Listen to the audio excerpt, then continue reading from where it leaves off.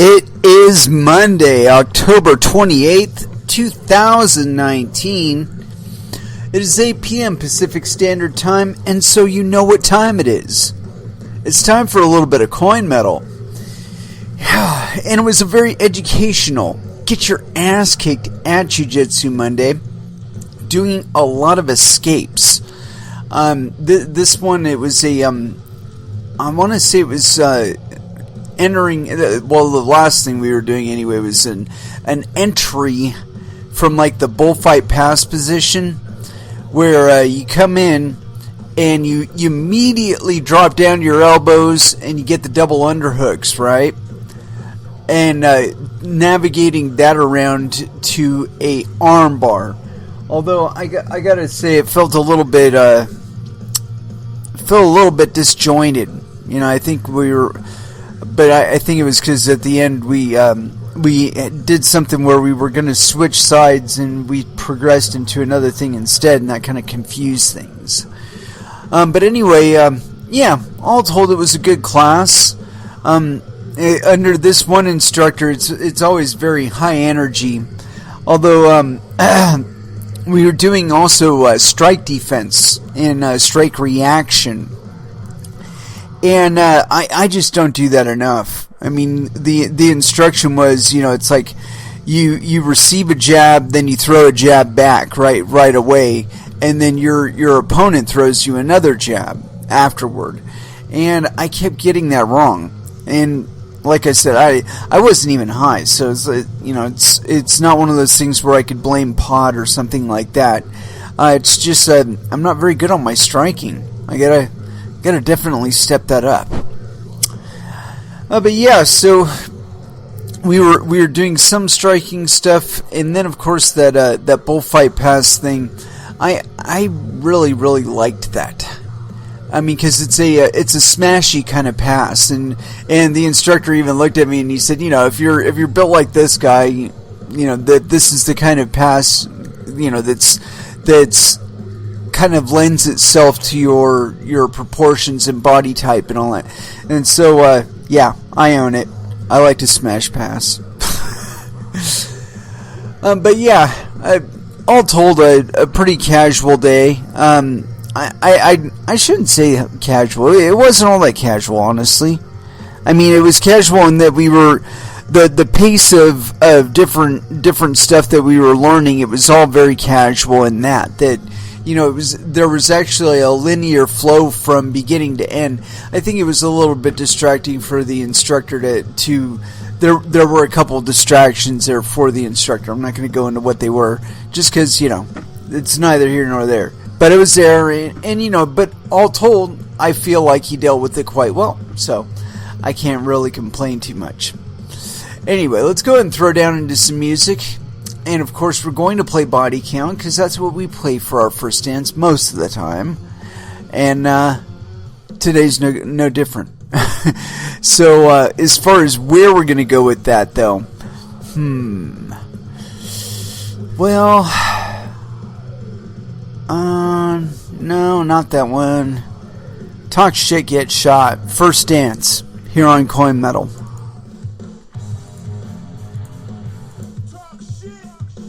And that was Megadeth with Dystopia from the album of the same name. Oh, and a little bit of news on that front. It seems Dave Mustaine had contracted some form of throat cancer, I believe it was. I don't know enough about it to know exactly where the cancer was in his body. I only know that he was in treatment for cancer, and he has defeated it. So, that's cool. Good on you, Mr. Mustaine. Hopefully you'll be able to tour now. Anyway, as far as what we're going to get into today, it seems like there's another spate of this fucking blockchain bullshit.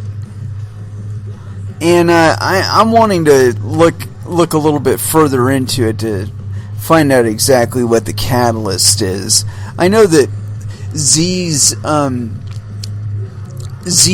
President Z's, or Winnie the Pooh's his speech concerning cryptocurrencies, or at least blockchain, made everybody sing happy songs and stuff. But Bitcoin didn't really maintain that little bump that was supposedly attributed to the happy noises coming out of Z's mouth concerning cryptocurrencies. I read it. I think I read it on this show, as a matter of fact. And honestly, I wasn't all that impressed. He wasn't saying anything that the previous president of China, or whatever, the premier or king or tyrant or whatever the fuck they have over there. I haven't seen a lot of philosophical variants. There's still this idea that you can top-down command and control this bullshit, and it's just not going to happen.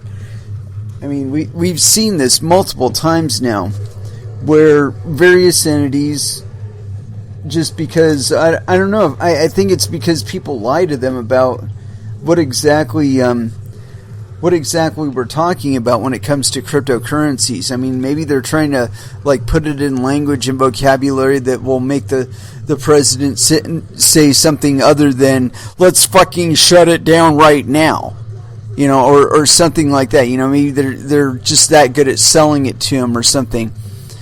But they people like Mr. Z, they continue to talk about cryptocurrencies like this is something that they control. And it's not. It's completely outside of their control. It's within their borders and outside of their control. So terribly dichotomous for the Chinese, I'm sure. Nonetheless, it is true. The blockchain as it exists it doesn't exist without the participation of miners. And I know I keep riding that horse to the death, but again, I think it's something that's an error in the way this stuff is being sold to people. That if you're not willingly and knowingly mining it, then you're not really supporting it. And if you're not supporting it, that means somebody else has to support it for you, or in lieu of you. Unfortunately, they're unable to do that for everybody. I don't believe there's a singular entity that can do what cryptocurrencies do without the existence or participation of ad hoc miners. I just don't think it can be done. Anyway, I do have a whole bunch of articles that I did want to get into here, and this one is kind of interesting because we've gotten into it quite a bit. It seems let's get into this. It's on CoinDesk. This one's by Danny Nelson. This is authored October 28th, 2019 at 19:15 UTC. AT&T responds to crypto exec's SIM swap suit. See you in court. They're gonna get fucked. AT&T said it would fight allegations that it was negligent in a customer's loss of $1.7 million in a SIM swap. The allegations come from Seth Shapiro, VideoCoin's head of strategy, who blames the phone giant for failing to secure his phone during a May 2018 hack. Speaking exclusively to CoinDesk, AT&T spokesman Jim Greer said, quote, "It is unfortunate that Mr. Shapiro experienced this, but we dispute his allegations. We look forward to presenting our case in court." In a series of brazen SIM swaps, Shapiro said he lost $1.7 million in cryptocurrency. Hackers allegedly seized control of his cell phone, reset his email, and breached his exchange accounts to steal $1 million from him, with the balance belonging to other people for upcoming investments. Greer said AT&T was cautioning all its customers to bolster their security measures and that mobile phone authentication is not good enough. Quote, Recent high-profile cases reinforce the importance of businesses and consumers taking steps to protect against SIM swap fraud, such as not using mobile phone numbers as the single source of security and authentication. That's bullshit. To access Shapiro's SIM card, the hackers allegedly paid off AT&T employees, now since fired and being prosecuted in criminal court, to gain control. According to Shapiro, the initial phone hack occurred during the May 2018 Consensus Conference. On the same date, Shapiro's VideoCoin announced the close of a $50 million private coin offering for which his related Alphabet fund subscribed. Two colleagues of his in several ventures, entrepreneurs Chris Kitsy and Enzo Villani, were also SIM hacked at the same time, but they did not lose any funds. In April 2019, Joel Ortiz, the alleged 21-year-old mastermind of the Shapiro hack, was sentenced to 10 years in federal prison after pleading no contest to charges that he orchestrated 13 SIM swaps. An accomplice, a 19-year-old minor, was charged in 7 cases. Ortiz was alleged to have made off with $5.2 million, but only $400,000 was recovered. Must have spent it all. Another high-profile SIM hack case was brought against AT&T last year when Michael Turpin, a crypto exec with a public relations firm, investment company, and conference series, and a partner of Shapiro's in several of those ventures, said he lost $23.8 million when his phone was hacked. Turpin sued the telephone company to reclaim his losses, in addition to $200 million in punitive damages, and that the breach was a violation of the Federal Communications Act. The perpetrators were alleged to be a New York City-based 21-year-old thief named Nicholas Truglia, along with his 16-year-old computer hacker accomplice. According to an affidavit filed by Truglia, a friend caught up peripherally in his bust, the thief's MO was to have himself fraudulently added as an admin to a target's phone account and then proceed to a local AT&T store where he used his own ID to verify his identity and instruct an AT&T employee to make the changes to provide him access to the SIM. The least secure security measure. The loss highlights an obvious question for security experts who wondered why an experienced crypto executive would keep such high sums in an online exchange rather than cold storage, i.e. offline storage, where it would be completely shielded from remote hacks.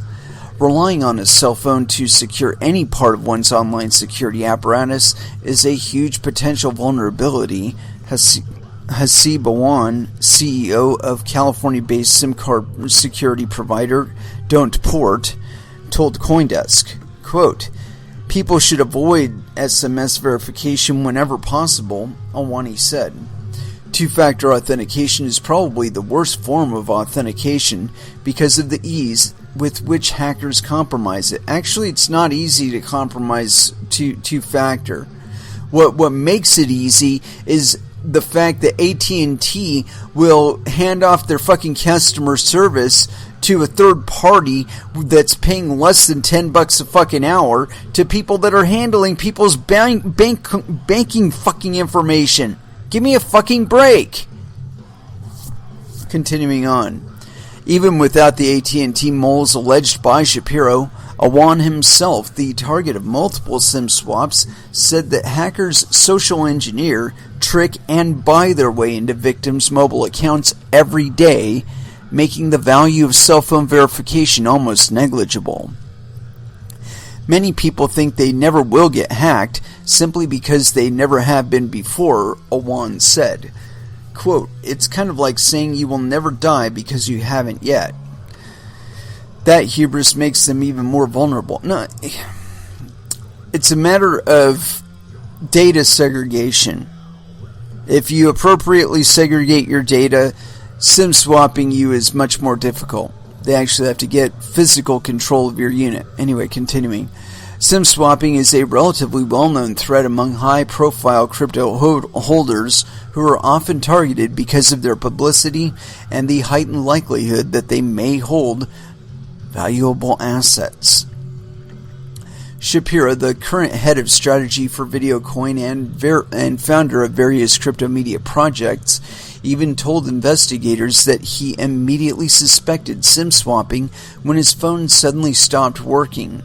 Awan said he was surprised Shapiro could have lost so much money so easily. He's not some newbie, he's been in crypto for a while. AT&T's Greer said that offline storage is the only real solution. Actually, AT&T should shut the fuck up, because they are the guilty party here. Quote, for cryptocurrency, security experts recommend further safeguards, such as keeping cryptocurrency in cold storage, an offline environment that can't be accessed via the internet, and following instructions regarding storage of wallet and exchange access credentials. CoinDesk contacted Shapiro, his legal counsel Kitsi, Villani, and Turpin, none of whom responded to requests for comment. It was unknown from the legal findings which, if any, security products the executives had on their hacked phones. Actually, all of that is irrelevant. I want to tell you something. If you have not seen it yet, you need to watch the episode of Joe Rogan Experience where he has Edward Snowden on. He says some really fucking important shit in there that if you're paying attention, you understand immediately how these SIM hacks should be fucking impossible. Should be fucking impossible. There are programs right now that track your fucking cell phone's every movement. Every handoff to another what do you call those, tower, you know, anytime you move from one area to another, the cell phone knows it. There's all kinds of little notifications pinging back and forth to and from your cell phone. Knows your location all the time, probably listening to you right now, maybe even videotaping you right now for various applications on your phone. Now, if your security and the security of your account were a priority for AT&T, they would be using that tracking information to verify your ID. If there's a request to change a SIM card, like swap out a number from one phone to another or change the SIM card, if there is such a request, every single time that you use your phone, or you know, every time your phone pings to a tower, it verifies the ID of the phone, like the hardware ID of the phone, in multiple ways, as well as the network ID of your phone, right? So if you're looking at that information, right, and you got somebody on the end of the phone in, like, say they're in Milan, Italy, right, and they're trying to swap out your SIM, but the last time that your phone was pinged was in, like, Poughkeepsie, New York. They're going to know right away that the motherfucker, there's no way that you made a trip, 3 hours, from one place to another. It's impossible, right? So they should know immediately that this is a fucking asshole social engineering the customer service agent on the end of the phone to try and get a SIM swap going.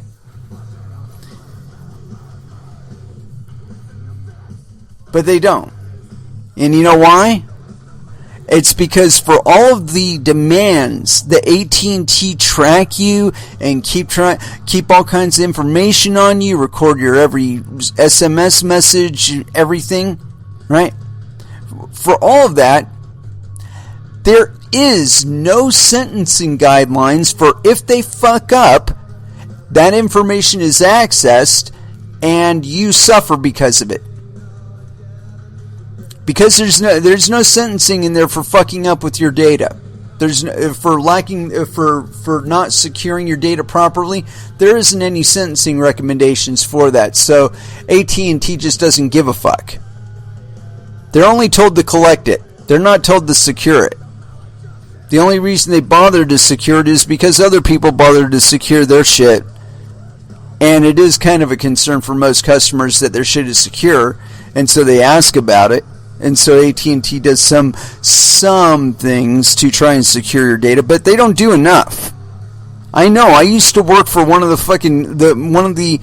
companies that they would farm out their labor to, their customer service labor to, and I'll tell you what, we were overworked, underpaid, and they were having us do shit that somebody in our pay category should not be doing. But it's an average thing. You know, there was all this concentration put on sales, right? So you're not even thinking about, you know, is this person really the person that I'm talking to? Is this person really somebody trying to gain access to the bank account information that's associated with this account? You know, that never came up. You know, that wasn't a really big concern. I mean, there was a concern about social engineering, and they did review it, only enough to say that they did, and that we conceptually understood that there's this thing out there called a social engineer, you know, but that's only so their ass is covered in court, and that's about the way they treated it, too.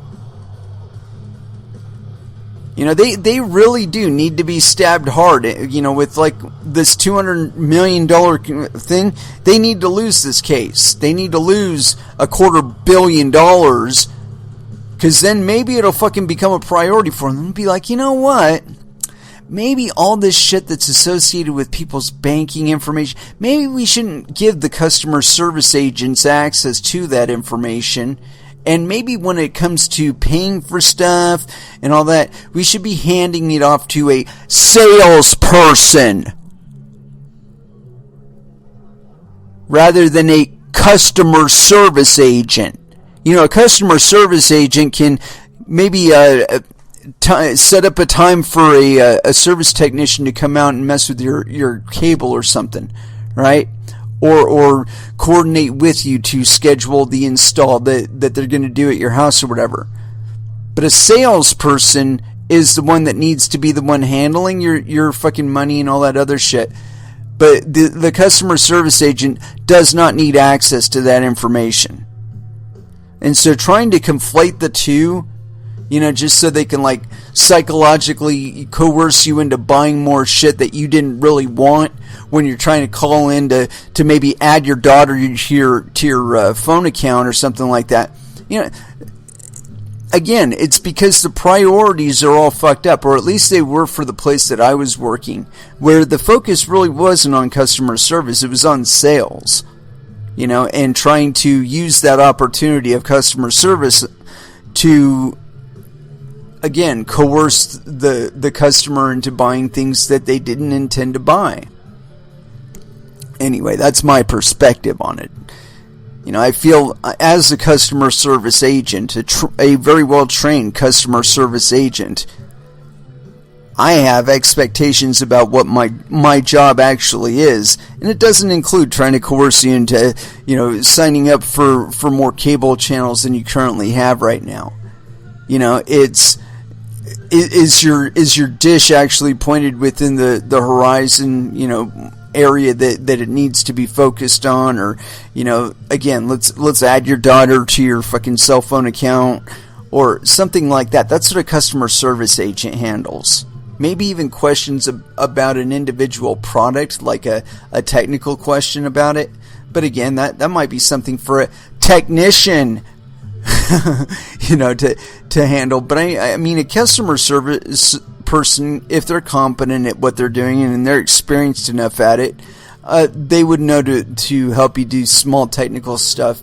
But again, AT&T, they need to lose one of these cases, one if not many of these cases, because the fact of the matter is that the people that they put in charge of customer service for you, have way too much access to banking information and other information that they really shouldn't have access to. And this is an obvious outcome of it, that a customer service agent would abuse their position and use their position to pull off some criminal activity. That'll certainly be more profitable than working for AT&T customer service. It's not too difficult to do when they're paying you less than $10 an hour, you know? Anyway, let's go ahead and throw back down into some music. And where to go? We played a lot of good stuff on the last time around. Let's go with a little bit of Nevermore. Final Product here on Coin Metal.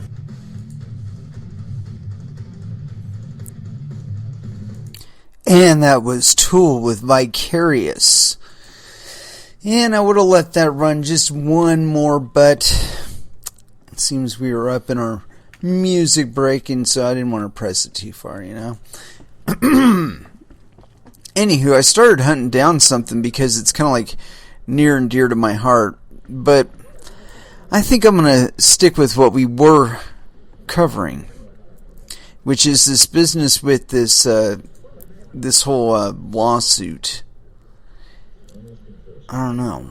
I got a couple other things that I wanted to cover too, but this is kind of interesting because, like I said, we'd already started down this path before, so let's just go for it. And I've got the PDF for the civil complaint and the demand for a jury trial, and this is the nature of the action. This action arises out of AT&T's repeated failure to protect wireless cell services subscriber Seth Shapiro from its own employees, resulting in massive and ongoing violations of Mr. Shapiro's privacy, the compromise of his highly sensitive personal and financial information, and the theft of more than $1.8 million. AT&T is the country's largest wireless provider. Tens of millions of subscribers entrust AT&T with the access to their confidential information, including information that can serve as a key to unlock subscribers' highly sensitive personal and financial information. Recognizing the harms that arise when wireless subscribers' personal information is accessed, disclosed, or used without their consent, federal and state laws require AT&T to protect this sensitive information. Gosh, I wonder where that is. I haven't actually seen anything like that. And you know, I need to make one minor correction here. Just give me one moment. I'll be right back.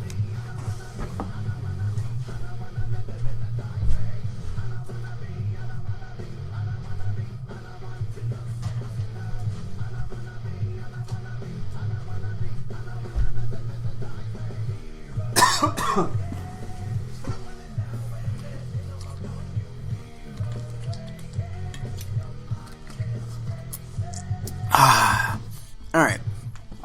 So, like I said, I suppose I should probably go through some sort of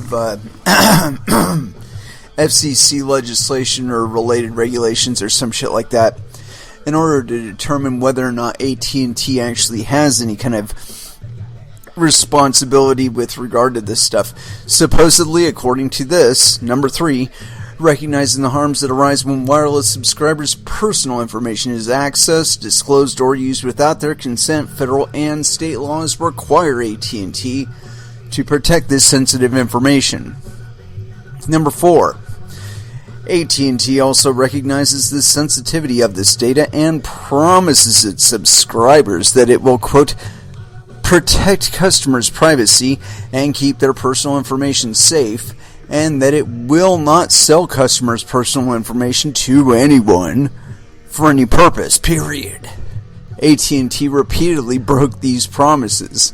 Yeah, that's kind of what they do. Number 5, in an egregious violation of the law and its own promises, And despite advertising itself as a leader in technological development and as a cybersecurity savvy company, AT&T repeatedly failed to protect Mr. Shapiro's account and the sensitive data it contained. AT&T failed to implement sufficient data security systems and procedures and failed to supervise its own personnel, instead standing by its employees used their position at the company to gain unauthorized access to Mr. Shapiro's account in order to rob, extort, and threaten him in exchange for money. Number 6. AT&T's actions and conduct were a substantial factor in causing significant financial and emotional harm to Mr. Shapiro and his family, but for AT&T's employees' involvement in a conspiracy to rob Mr. Shapiro and AT&T's failure to protect Mr. Shapiro from such harm through adequate security and oversight systems and procedures, Mr. Shapiro would not have had his personal privacy repeatedly violated and would not have been a victim of a SIM swap theft. Number 7. Mr. Shapiro brings this action to hold AT&T accountable for its violations of federal and state law and to recover for the grave financial and personal harm suffered by Mr. Shapiro and his family as a direct result of AT&T's acts and omissions as detailed herein. Number 2. The parties. 8. Plaintiff Seth Shapiro is, and at all relevant times was, a resident of California. Mr. Shapiro currently resides in Torrance, California with his wife and 2 young children. Mr. Shapiro is a 2-time Emmy Award-winning media and technology expert, author, and adjunct professor at University of Southern California School of Cinematic Arts. He regularly advises Fortune 500 companies on business development in media and technology. Mr. Shapiro was also an early investor in digital currencies.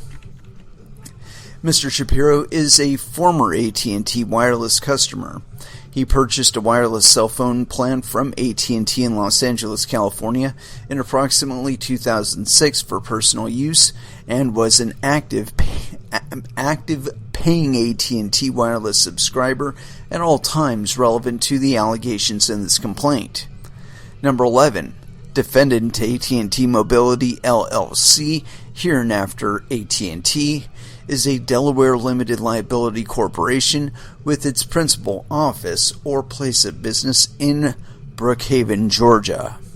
AT&T provides nationwide wireless services to customers and wholesale and resale wireless subscribers located in the United States or U.S. territories and transacts or has transacted business in this district and throughout the United States. It is the second largest wireless carrier in the United States, with more than 153 million subscribers, earning $71 billion in total operating revenues in 2017 and $71 billion in 2018. As of December 2017, AT&T had 1,470 retail locations in California. Wow. That's just in one state. 12. AT&T provides wireless service to subscribers in the United States.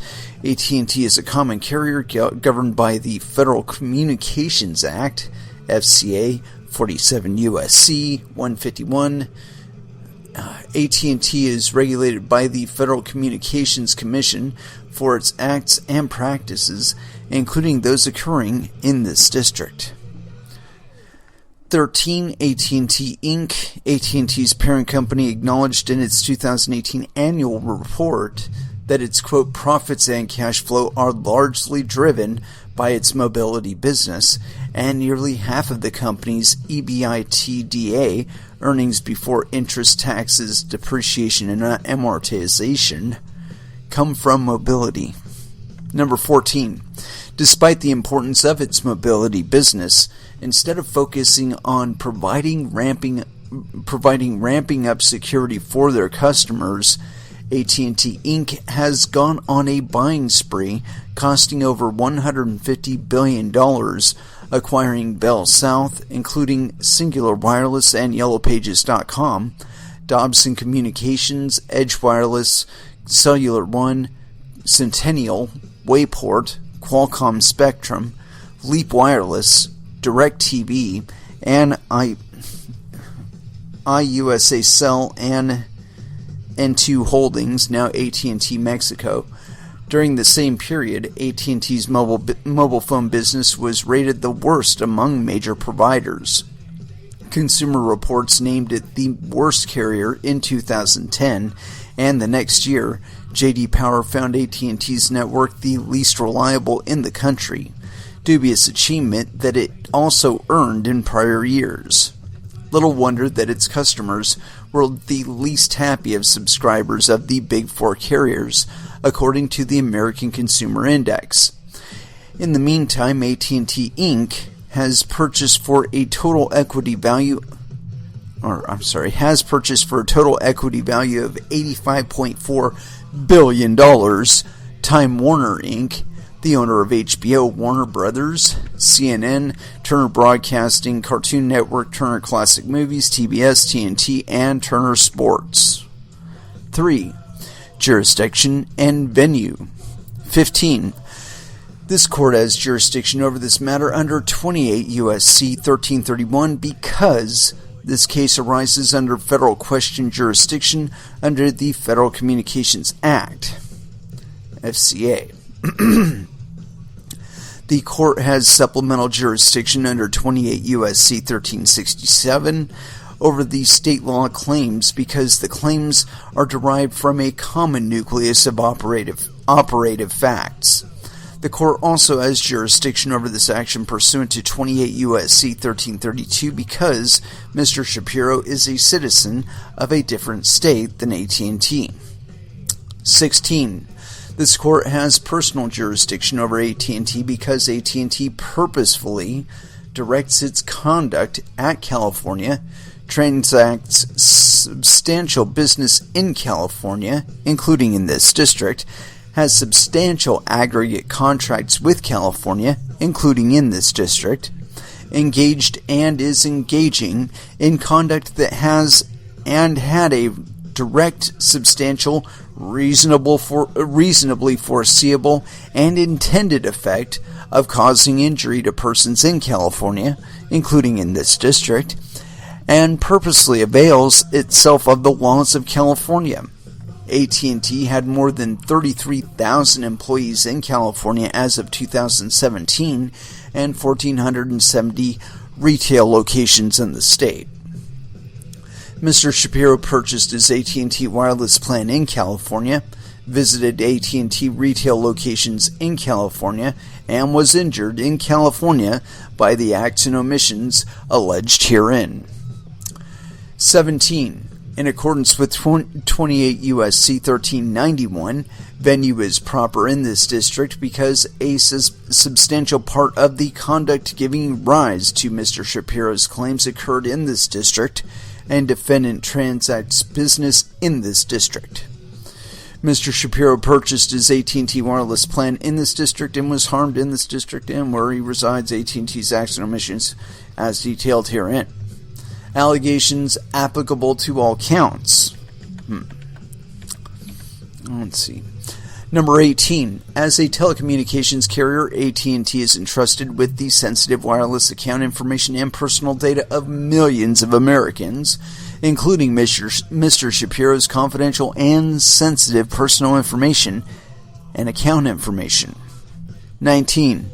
Despite its representations to its customers and its obligations under the law, AT&T has failed to protect Mr. Shapiro's confidential information.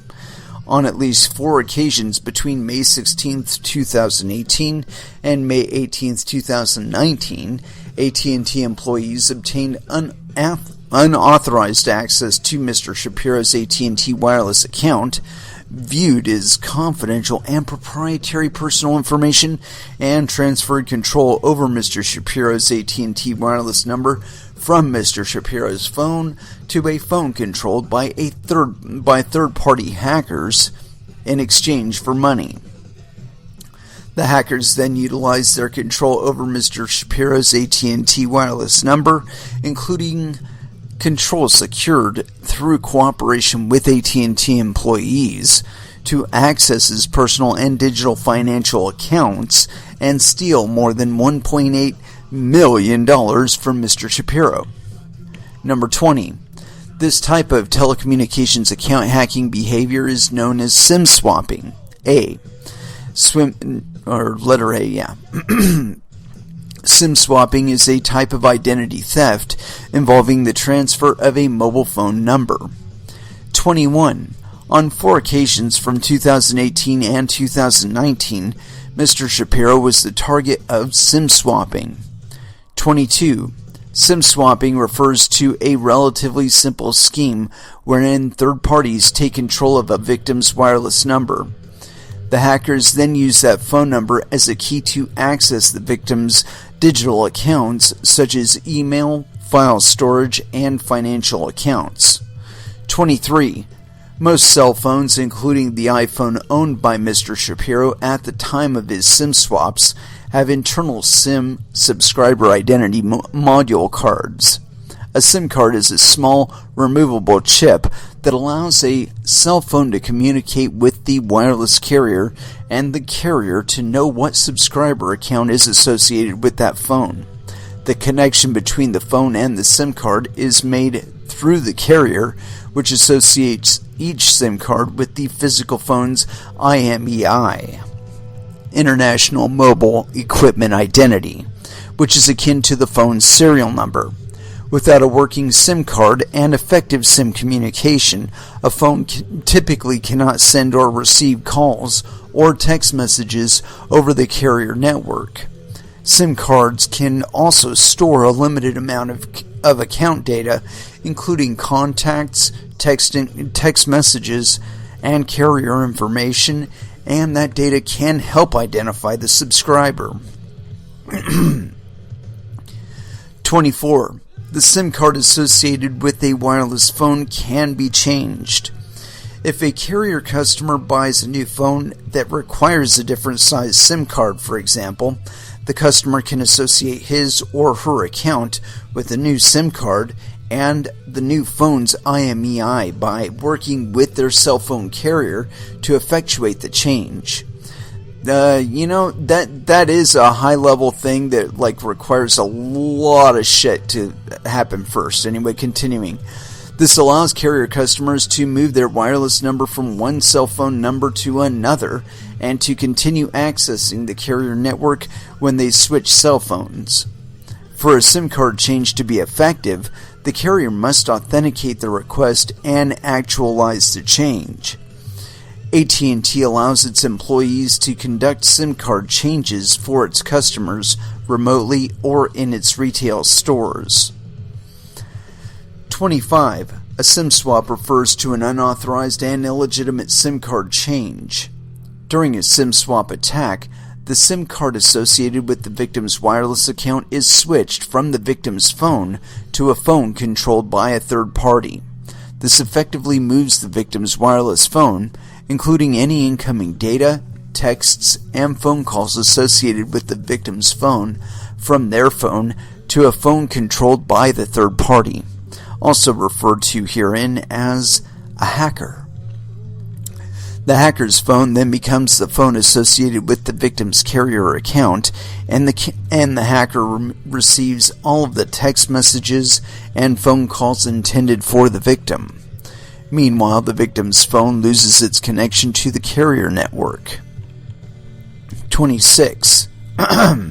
Once hackers have control over the victim's phone number, they can use that control to access the victim's personal online accounts, such as email and banking accounts, though through exploiting password reset links sent via text messages to the now hacker-controlled phone or two-factor authentication processes associated with the victim's digital accounts. Two-factor authentication allows digital accounts to be accessed without a password or allows the account password to be changed. One common form of two-factor authentication is through text messaging. Rather than enter a password, the hacker requests that a password reset be sent to a mobile phone number associated with that account. Because the hacker now controls that phone number, the reset code is sent to them. The hacker can then log into and change the password for the victim's account, allowing them to access the contents of the account. The involvement of a SIM swap victim's wireless carrier is critical to an effective SIM swap. In order for a SIM swap to occur and for a SIM swap victim to be at any risk, the carrier must receive a request to change a victim's SIM card and effectuate the transfer of the victim's phone number from one SIM card to another. In Mr. Shapiro's case, not only did AT&T employees access his account and authorize changes to that account without Mr. Shapiro's consent, but its employees actively profited from this unauthorized access by knowingly giving control over his phone number to hackers for the purposes of robbing him. Yeah, they probably personally knew the... Oh, hold on. Oh, no. There we go. B. AT&T allowed unauthorized access to Mr. Shapiro's account 4 times over the course of approximately 1 year. 29. Between May 16, 2018 and May 18, 2019, AT&T employees accessed Mr. Shapiro's AT&T wireless account without his authorization, obtained his confidential and proprietary personal information, and sold that information to third parties, who then used it to steal from Mr. Shapiro, access his sensitive and confidential information, and threaten his family. 30. On May 16, 2018, at approximately 1:35 p.m. Eastern Time, Mr. Shapiro's AT&T SIM card was changed without his knowledge or authorization for the first time. It's weird that it would be counted in Eastern Time because he's a California resident. Weird. 31. At the time of the SIM swap, Mr. Shapiro was attending a conference in New York City. That's why. Yeah. He noticed that his AT&T cell phone had lost service. Mr. Shapiro's device was no longer connected to the AT&T wireless network, and he was no longer able to place or receive wireless calls. 32. Mr. Shapiro immediately suspected that a SIM swap attack was underway and called AT&T in an attempt to secure his account. Mr. Shapiro informed the AT&T customer service agent that he suspected his account had been accessed without authorization and that he was in possession of large amounts of digital currency, which he feared could be at risk. 33. During his call with AT&T, Mr. Shapiro repeatedly asked to speak to upper management or to be connected to the AT&T department responsible for security. AT&T records confirm Mr. Shapiro's request to speak to the fraud department. Mr. Shapiro, who was incorrectly told that no such department existed, and his call was never escalated to management. Instead, he was put on lengthy holds and ultimately told to turn off his phone and go to an AT&T retail location for further assistance. His AT&T service was then suspended. 34. Immediately upon ending the call with AT&T's customer service, Mr. Shapiro went to an AT&T retail store in Manhattan, New York. Upon arriving, Mr. Shapiro informed AT&T employees, including an AT&T sales representative, Janus Arias, that he suspected unauthorized SIM swap activity on his account, and once again advised that he had confidential information and digital currency that could be at risk. 35. AT&T employees advised Mr. Shapiro to purchase a new wireless phone with a new SIM card from AT&T. On this advice, Mr. Shapiro purchased a new iPhone for several $100s, as well as a new SIM card in the new AT&T retail store. AT&T employees then activated the new phone and the new SIM card and restored Mr. Shapiro's service, thereby allowing Mr. Shapiro to regain control over his cell phone, or over his AT&T cell phone number. 36. AT&T employees told Mr. Shapiro at that time that they had noted that the SIM swap activity in his account and assured him that his SIM card would not be swapped again without his authorization. On this assurance, Mr. Shapiro decided not to close his AT&T account. 37. Mere minutes later, while Mr. Shapiro was still in the AT&T retail store, Mr. Shapiro's AT&T account was again improperly accessed, and the SIM card associated with his phone number was changed. Again, Mr. Shapiro lost control over his AT&T cell phone number. Number 38. Mr. Shapiro immediately informed AT&T employees that AT&T had once again allowed an unauthorized SIM swap. Employees informed him that he needed to wait until it was his turn to be assisted. Number 39. Mr. Shapiro waited for approximately 45 minutes inside the AT&T retail store for help from AT&T employees.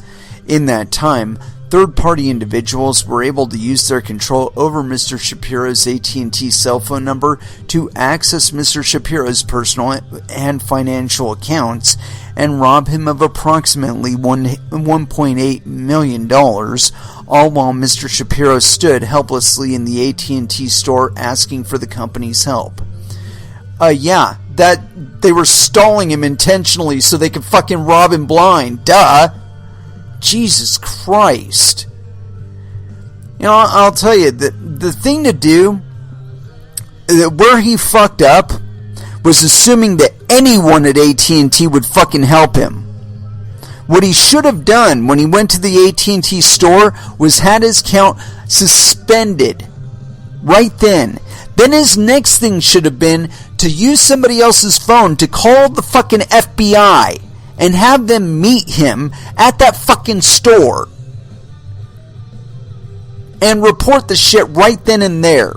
Say, yo, I think these motherfuckers are in on this shit, or could be in on this shit, and I want it noted that this shit is happening. These motherfuckers are fucking up or have fucked up, and so on and so forth. That way, if the second thing happened, the second SIM card swap, the guy didn't even leave the store, and they fucking nailed him again. That's inside knowledge. I guarantee you that's inside knowledge. Anyway, continuing on. 40. While third parties had control over Mr. Shapiro's AT&T wireless number, they used that control to access and reset the passwords for Mr. Shapiro's accounts on cryptocurrency exchange platforms, including KuCoin, Bittrex, Wax, Coinbase, Huobi, Cryptopia, Livecoin, HitBTC, Cost.io, Liqui, and Bitfinex. Cryptocurrency exchanges are online platforms where different forms of cryptocurrency are bought and sold. 41. Before the May 2018 SIM swaps, Mr. Shapiro had raised funds in the form of cryptocurrency for a new business venture. This capital, as well as Mr. Shapiro's personal funds, was accessed by the hackers utilizing their control over Mr. Shapiro's AT&T wireless number. Although the business funds were stored separately from Mr. Shapiro's personal funds. 42. By utilizing their control over Mr. Shapiro's AT&T cell phone number and the control of additional accounts, such as his email, secured through that number by utilizing two-factor authentication, these third-party hackers were able to access Mr. Shapiro's accounts on various cryptocurrency exchange platforms, including the accounts he controlled on behalf of his business venture. The hackers then transferred Mr. Shapiro's currency from Mr. Shapiro's accounts into accounts that they controlled.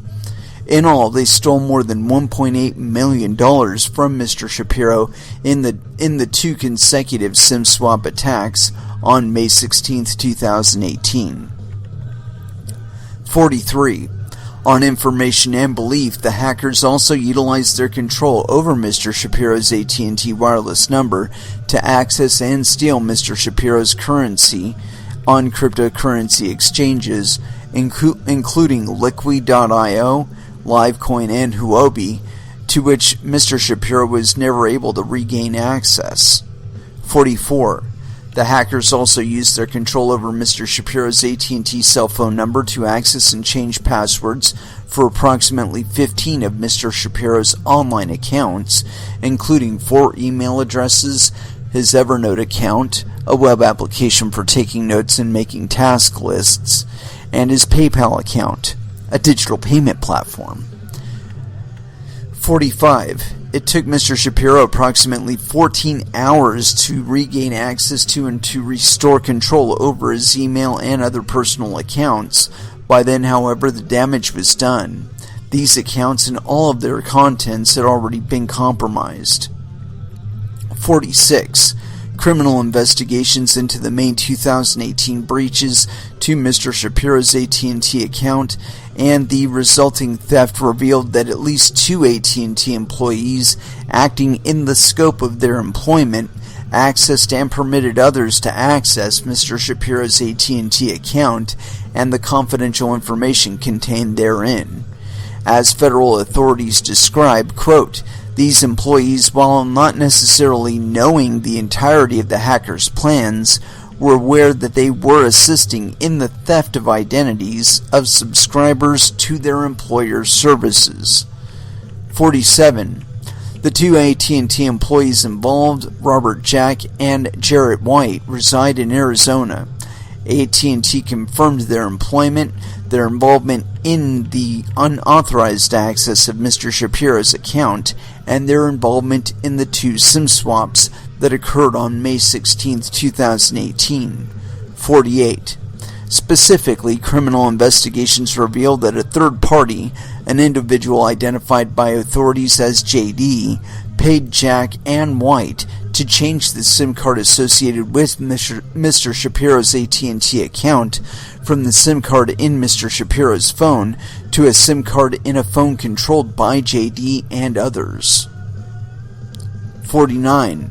In order to effectuate the swaps, Jack and or White used their access to Mr. Shapiro's account, access gained through their AT&T employment, to view his confidential AT&T account information and effectuate the SIM swaps without Mr. Shapiro's knowledge or consent. 50. JD paid White $4,300 in exchange for White using his position, knowledge, and authority as an AT&T employee to conduct SIM swaps, including the May 16, 2018 SIM swaps of Mr. Shapiro. White then paid Jack $585.25 for his involvement in the swaps. 51. On information and belief, AT&T data shows that White and Jack were prolific SIM swappers. White conducted 29 unauthorized SIM swaps in 2018, while Jack conducted 12 unauthorized swaps that same month. 52. Criminal investigations have also identified the AT&T employees' third-party co-conspirators and revealed additional information about the employees' involvements in that scheme. 53. For example, police officers located documents on the computer of one co-conspirator hacker, identified as CS1, labeled ATT plug. In the SIM swap context, a plug is a telecommunication carrier employee who uses their knowledge and access to assist in SIM swaps. 54. Investigators were also able to obtain a log of a chat conversation held online between the third-party co-conspirator hackers, wherein they plotted and executed the theft of Mr. Shapiro's currency. 55. The chat begins with the group discussing working with an AT&T employee to access Mr. Shapiro's AT&T wireless account and swap his SIM card. At 1:19 p.m. on May 16, 2018, one member of the group asks, "What is Plug doing?" On information and belief, this refers to the group's AT&T Plug, White, or Jack. The same member requests at 1:31 that another member, quote, message the Plug and tell him to hurry up. 56. Beginning at 1:38, a member informs the group that the Plug is doing it right now and then, quote, it's activated. On information and belief, this refers to Mr. Shapiro's AT&T account being activated on a phone utilized by the hackers, the result of a successful SIM swap effectuated by one or more of the involved AT&T employees. 57. Once the SIM swap was complete, the group began using their control over Mr. Shapiro's AT&T wireless number to access his personal and financial accounts. At 1:58 and 2:10 p.m., the chat log shows the group using Mr. Shapiro's number, which they share over the chat, to access and reset the passwords for his email accounts. 58. At 2:18 p.m., the chat log shows the group accessing Mr. Shapiro's Bittrex account and withdrawing his digital currency. 59. The individuals would not have been able to access these accounts but for their utilization of Mr. Shapiro's cell phone number, control of which was obtained through the use of AT&T's employees and systems. 60. Throughout the chat, the group refers to an additional male individual, the AT&T Plug, helping them access Mr. Shapiro's account. At 3:11 p.m., one member brags, quote, "My AT&T guy is a supervisor. He ain't ever getting fired." 61. The chat also reflects Mr. Shapiro's attempt to regain control of his AT&T account. At 3:39, one member warns that Mr. Shapiro is, quote, trying to get the number back. Another, referring to the AT&T co-conspirator, asks whether he wants the guy to swap it back. At the end of the chat, a group member brags that they made, quote, 1.3 million, and they began plotting how to route the stolen cryptocurrency through various accounts and currencies in order to cover their trail. They also brag about plans to, quote, buy some Gucci or a dream car with the money they stole from Mr. Shapiro. 62. As these hackers and AT&T employees stole Mr. Shapiro's life savings and made plans to spend it on luxury goods, Mr. Shapiro was still standing in the AT&T retail store in Manhattan, New York, asking AT&T for help. He was told to wait as his accounts were drained and his personal information was compromised. 63. After the May 2018 SIM swaps, AT&T employees told Mr. Shapiro that his account would be safe from future attacks because they had put a note on his account that would prevent any future SIM swaps. 64. Mr. Shapiro also changed his AT&T account passcodes on the advice of AT&T employees. AT&T informs its customers that these account passcodes, which are different than account sign-in passwords or the passcodes used to access a wireless device, are used to protect their wireless accounts and may be required when a customer manages their AT&T account online or in an AT&T store. AT&T employees represented to Mr. Shapiro that this passcode would not be shared with anyone and they would protect his account from future unauthorized SIM swaps.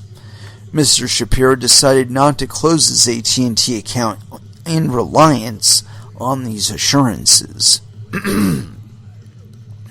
65. Mr. Shapiro's trust in AT&T was misplaced. On November 1st, 2018, Mr. Shapiro again noticed that his cell phone had lost service and suspected a SIM attack, or SIM swap. Shortly thereafter, he received an alert that someone had accessed and changed the password to, at minimum, his Google email accounts. This also caused all information stored in this account, including sensitive and confidential personal, financial, and legal information, to be compromised. 66. Mr. Shapiro contacted AT&T and confirmed that he had indeed been SIM swapped a third time. Again, AT&T employees represented to Mr. Shapiro that they had taken steps to prevent any further SIM swaps on his account. 67. On May 14, 2019, Mr. Shapiro received a letter from AT&T's Director of Compliance, Nina M. Romano, informing him that, quote, an employee of one of AT&T's service providers accessed Mr. Shapiro's customer proprietary network information without authorization. The letter did not indicate which of the 3 prior SIM swap attacks it concerned. It stated that AT&T had, quote, taken appropriate action regarding the AT&T employee involved and had, quote, notified federal law enforcement concerning the unauthorized access of your CPNI as required by Federal Communications Commission's regulations. 68. Despite these assertions, Mr. Shapiro was SIM swapped for a 4th time on May 18, 2019 at approximately 10:45 p.m. Again, Mr. Shapiro lost AT&T service and began receiving alerts that the passwords for his personal digital accounts had been changed. 69. Mr. Shapiro immediately contacted AT&T customer service. Dude, no, wrong. Dude, you need to be calling the FBI when that shit's happening. Anyway, continuing. After several long holds and Mr. Shapiro's repeated requests, his call was elevated to an AT&T supervisor. The supervisor, Marcus, informed Mr. Shapiro that he had been SIM swapped again, but refused to tell Mr. Shapiro who had authorized the swaps, because it was probably him. 70. Mr. Shapiro asked the supervisor why the secret passcode that AT&T had promised him would protect his account failed to provide that protection. The AT&T supervisor refused to provide an answer. 71. The supervisor then informed Mr. Shapiro that he would request that his AT&T account be transferred back to Mr. Shapiro's phone. He estimated this would take between 2 and 4 hours. Meanwhile, upon information and belief, hacker continued to have control over his AT&T wireless account throughout that time and used that control to access his personal and financial accounts. 72. Mr. Shapiro repeatedly asked the supervisor to escalate his call to a higher authority at AT&T. Eventually, he was transferred to an AT&T manager, Tom. The manager informed him that in order to, quote, reverse the unauthorized swim card change, he would need to, quote, file a ticket and submit a reversal request, which, quote, normally completes within 2 to 4 hours. He told Mr. Shapiro that he would sever the line in the meantime. It took the manager several minutes to, quote, process the ticket requesting a reversal. He then informed Mr. Shapiro that AT&T would send a PIN code to another active line on his AT&T account to validate the reversal request. This required Mr. Shapiro to get his 12-year-old daughter out of bed after midnight to use her phone to receive the PIN code. The manager told Mr. Shapiro they would investigate how his account got compromised. 73. During this attack, Mr. Shapiro's Yahoo, Google, Windows, PayPal, Coinbase, and Evernote accounts at minimum were accessed and their contents compromised. The hacker changed passwords on his Evernote, PayPal, Coinbase, and Gmail accounts, temporarily locking Mr. Shapiro out of the accounts. Changed the recovery email for his Gmail account to an email they controlled, and deleted his Gmail security question. This also caused all information stored in these accounts, including sensitive and confidential personal, financial, and legal information, to be compromised. 74. On July 19, 2019, Mr. Shapiro received another letter from AT&T's Director of Compliance, Nina M. Romano, informing him that once again, an employee of one of AT&T's service providers accessed Mr. Shapiro's customer proprietary network information, CPNI, without authorization. The letter did not indicate which of the four SIM swaps the SIM swap attacks it concerned. It stated that AT&T had, quote, taken appropriate action regarding the AT&T employee involved and had notified federal law enforcement concerning the unauthorized access of your CPNI as required by Federal Communication Commission regulations. 75.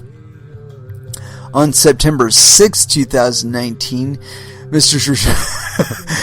Shapiro received a third letter from Ms. Romano informing them that an unknown and unauthorized person gained access to Mr. Shapiro's customer proprietary network information without authorization. Once again, the letter did not indicate which of the four SIM swap attacks it concerned.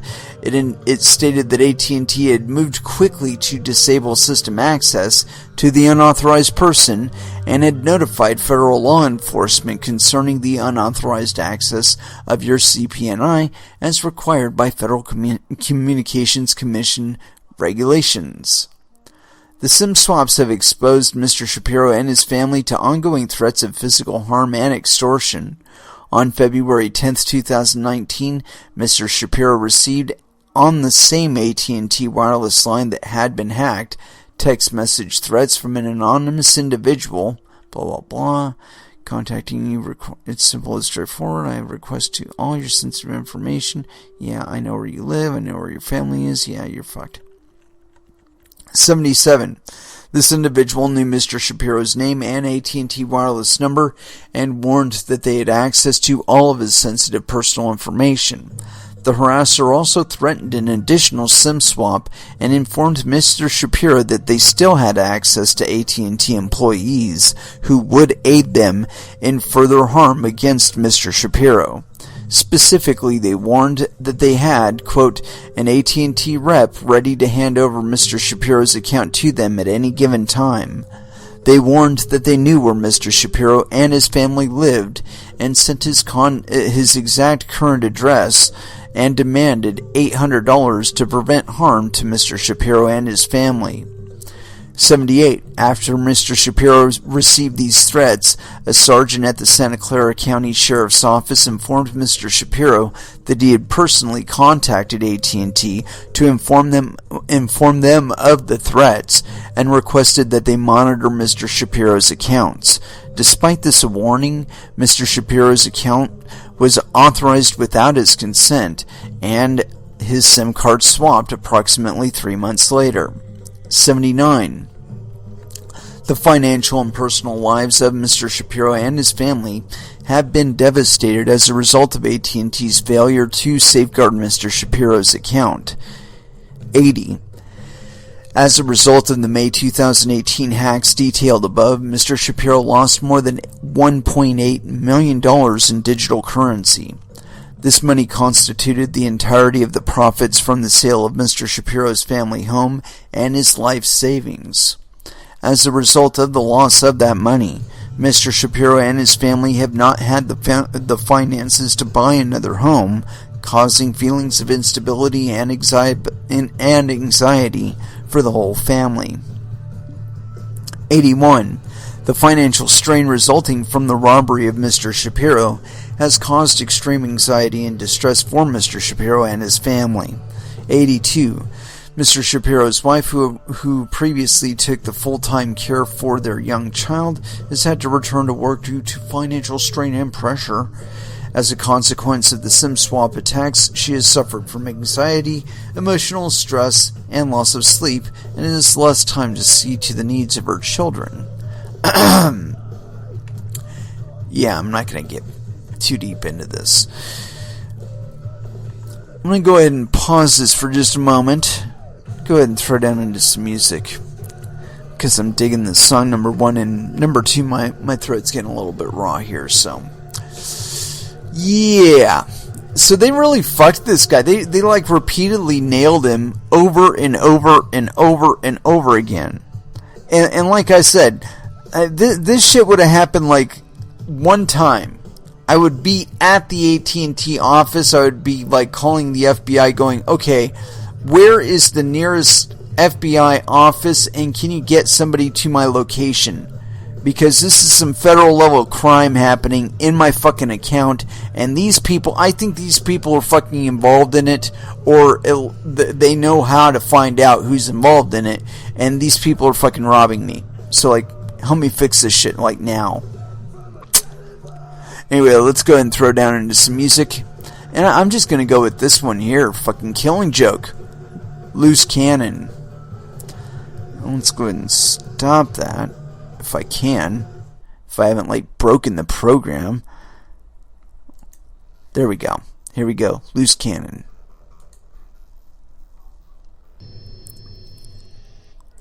And that was Slipknot with Unsainted.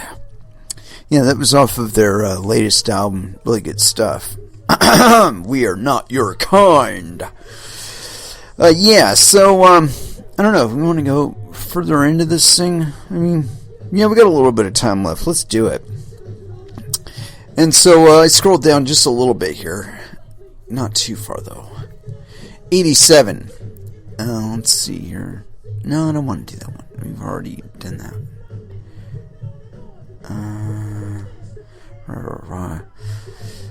88. Recognizing the sensitivity of data collected by cell carriers, Congress through the FCA requires AT&T to protect Mr. Shapiro's sensitive personal information to which it has access as a result of its unique position as a telecommunications carrier. 89. Section 222 of the FCA, which became part of the Act in 1996, requires AT&T to protect the privacy and security of information about its customers. Likewise, Section 201B of the Act requires AT&T's practices related to the collection of information from its customers to be, quote, just and reasonable, and declares unlawful any practice that is unjust or unreasonable. 90. AT&T's most specific obligations to protect its customers concerns a specific type of information called CPNI. Specifically, the FCA requires telecommunications carriers to take specific steps to ensure that the CPNI is adequately protected from unauthorized disclosure. 91. Carriers such as AT&T are liable for failures to protect their customers' unauthorized disclosures. The FCC has also stated that, quote, to the extent that a carrier's failure to take responsible precautions renders private customer information unprotected or results in the disclosure of individually identifiable CPNI, a violation of Section 222 may have occurred. 92. The CPNI is defined as, quote, information that relates to the quantity, technical configuration, type, destination, location, and amount of use by a telecommunications service subscribed to by any customer of a telecommunications carrier, and that is made available to the carrier by the customer solely by virtue of the carrier-customer relationship, and information contained in the bills pertaining to telephone exchange service or telephone toll service received by a customer of a carrier. 93. As AT&T admitted to Mr. Shapiro in its 3 letters, his CPNI was breached by AT&T employees or, quote, unknown and unauthorized persons when they accessed his account and swapped his SIM card without authorization. In each letter, AT&T informed Mr. Shapiro that, quote, an employee of one of its service providers accessed his customer proprietary network information without authorization. 94. When employees accessed Mr. Shapiro's account, his CPNI was visible. On information and belief, this includes, but was not limited to, information about the configuration, type, and use of his subscribed AT&T services, his personal information, his SIM card details, and his billing information. AT&T employees then used this information to effectuate an unauthorized SIM swap. This type of unauthorized use of Mr. Shapiro's CPNI is illegal under the FCA. The FCA forbids AT&T from using, disclosing, or permitting to access to CPNI except in limited circumstances. As AT&T admitted in its May 2019 letter, this extends to the carrier's own employees. 96. AT&T may only use, disclose, or permit access Mr. Shapiro's CPNI, number 1, as required by law, number 2, with his approval, or number 3, in its provision of the telecommunications service from which information is derived or services necessary to or used in the provision of such telecommunications service. Beyond such use, quote, the Commission's rules require carriers to obtain a customer's knowing consent before using or disclosing CPNI. And one thing right here, I think this is very, very telling, and it could explain why AT&T is so cavalier in this case. Okay? Number 96, we're going to read this again, just up to number 1. AT&T may only use, disclose, or permit access Mr. Shapiro's CPNI, number 1, as required by law. It's very important. As required by law. What this could mean in pertinence to this particular case is that Mr. Shapiro was under investigation for money transmitting or illegal money transmitting or some other illegal financial activity. And it would explain why he did not immediately go to the federal authorities or even the state authorities when this breach first began. And it's probably one of the reasons why the AT&T the individuals at AT&T were so confident that they would be able to continue to attack him and that he would just continue to stay with their service. So, yeah, I'm beginning to wonder there, because there is an issue with regard to those kind of things like financial activities, illegal financial activities, where they will seize accounts and shit like that. Like federal entities will seize accounts. And this could be just that Mr. Shapiro is like, he's trying to sue AT&T for complying with a federal investigation against him, or in the federal seizure of funds for his illegal activity. I don't know. But like I said, it would certainly explain why AT&T is so cavalier about this, because by all appearances that we're getting that I'm getting from this PDF that we've digested today, and we didn't get to all of it, but we got like halfway through it. What I'm getting is that AT&T was acting in gross negligence, and that there is, or there should be, some sort of system of checks that they have regarding the access to such information as the CPNI. I mean, I can't disclose anything about any individuals or anything like that, because I don't have any of that information now. But, you know, having worked in that field I can say that I think there are points that they could put in their database or whatever regarding actions, and like heuristically or whatever, determine whether or not it's aberrant behavior. Like, there's no fucking way they should be able to flip the goddamn SIM within moments. I mean, SIM activation takes a moment or two for all of it to go through the network, okay?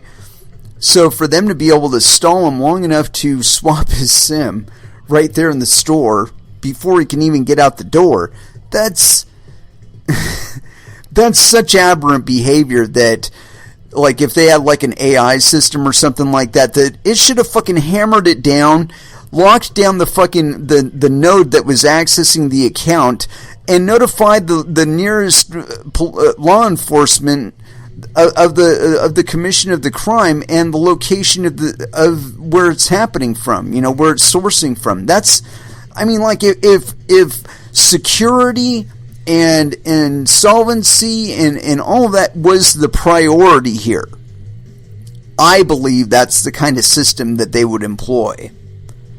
Because this kind of attack is not going to stop. We've read multiple instances on this show of people's information being shared in clear text over public networks and stuff like that. I mean, come on now. We are in the 21st century. Information, data is money. We've got to start treating it as such.